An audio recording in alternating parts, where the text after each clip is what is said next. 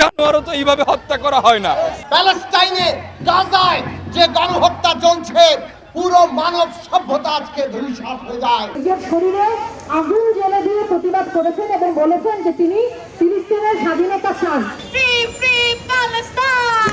Free Palestine! Hey, why didn't you turn to us? We judge you with genocide! We judge you with genocide! Hey, why didn't you come to us? Free, free Palestine! সেখানে কিভাবে barricade দিয়ে, মানে এটা তো মানুষ না, জন্তু জানোয়ারও তো এইভাবে হত্যা করা হয় না।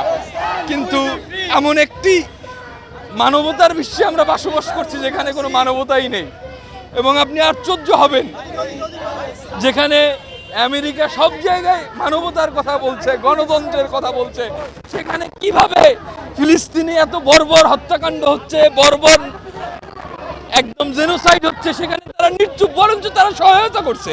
এই বাইডেন প্রশাসন, এটা বলতে কোনো বাধা নেই, তাদের সহায়তা এটা হয়েছে, যার কারণে আমরা দেখতে পাচ্ছি তাদের তরুণ সমাজের মাঝে, তাদের শিক্ষার্থীদের মাঝে মানবতা ফুসে উঠেছে।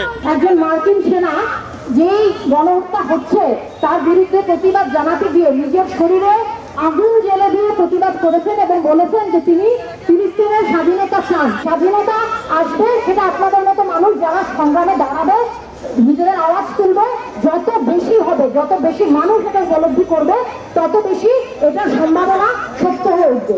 আমরা পরিষ্কার করে বলতে চাই, যুক্তরাষ্ট্রের দূতাবাসের কাছে, প্যালেস্টাইনে গাজায় যে গণহত্যা চলছে, পুরো মানব সভ্যতা আজকে ধূলিসাৎ হয়ে যায়।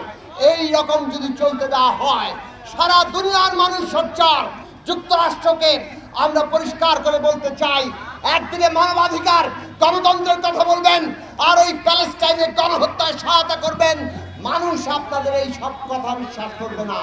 কাজেই ওই ইসরায়েলি গণহত্যায় যে সহায়তা বন্ধ করুন, অবিলম্বে গণহত্যা বন্ধ করুন, দখলদারিত্বের অবসান করুন, প্যালেস্টাইনকে মুক্ত করুন।